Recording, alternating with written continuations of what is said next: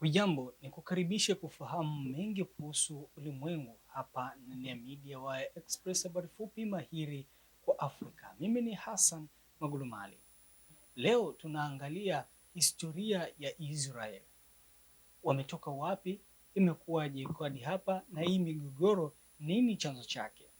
Israel ni taifa ambalo lipo Mashariki ya Kati, kando na bahari ya Mediterania. Imepakana na Lebanon, Syria, Jordan, Misri pamoja na Gaza au Palestina.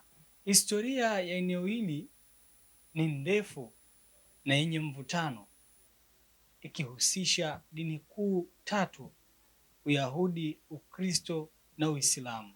Tangu enzi za kale, miaka zaidi ya 3000, eneo hili lilijulikana kama Canaan na baadaye ikawa ufalme wa Israeli na Yuda. Yerusalemu ikiwa ndio mji mkuu mtakatifu wa Waisraeli wa kale. Taifa hili lilikuwa linakaliwa na watu kutoka mataifa mbalimbali ikiwemo Wababilon, Warumi na Waarabu. Wengi wa Wayahudi walitawanywa na Warumi kwenye vita ya karne ya kwanza na ya pili.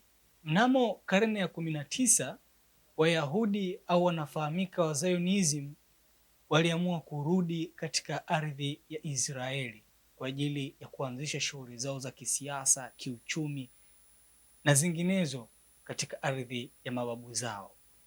Mwaka 1917 Uingereza ilikubali kwa barua rasmi ya Wayahudi kurudi katika eneo hilo ambalo limekaliwa na Wapalestina. Mwaka 1948 Israeli ilijitangazia uhuru wake kutoka kwa Waingereza, na hapo ndipo vita kubwa ikaanza ya kisiasa na ya hasa ilipigwana na nchi za Kiarabu. Hivyo mgogoro kati ya Palestina na Israeli ni wa muda mrefu. Pia Israeli ilipambana na mataifa kadhaa ya Kiarabu kama Misri, Lebanon na Syria kwa ajili ya eneo hilo ilitambulika kuwa sio eneo lao rasmi la kuishi. Kufikia mwaka 2025, idadi ya watu wa Israel ni milioni 9.9 ikijumuisha makundi yote ya kikabila na kidini. Watu hujiuliza ni dini zipi ambazo zipo Israel na idadi ya watu wa Israel, na hasa kukiwa na mgogoro mkubwa ukihusisha wa dini kati ya Wakristo na Waislamu, wakiamini kuwa Ukristo ndio sehemu takatifu zaidi Israel. Takwimu zinaonyesha dini ya Kiyahudi inaonyesha ni 74% idadi ya watu takriban milioni 7.3. Dini ya pili ikiwa ni Waislamu yenye 18%, takribani watu milioni 1.8. Wakristo ni 3% tu katika taifa la Israeli. Druze na dini nyinginezo ni 1 hadi 2 ambazo zinapatikana katika taifa la Israeli.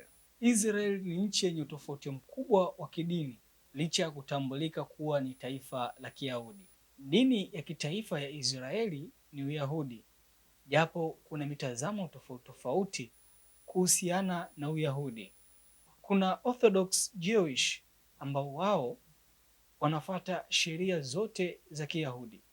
Pili, kuna Conservative Jewish ambao wao wanafuata sheria zote na za kimila lakini wanarahisisha kidogo. Kuna Reforms Jewish ambao wao wanafuata sheria za kisasa zaidi na kutafsiri maandiko yao. Hii ni historia fupi ya Israel, namna nchi ilipotoka na dini zilivyo nchini Israel. Nikukaribisha kuendelea kufuatilia Media Wire Express, habari fupi mahiri kwa Afrika. Mimi ni Hassan Magulumali. Asante na kwaheri.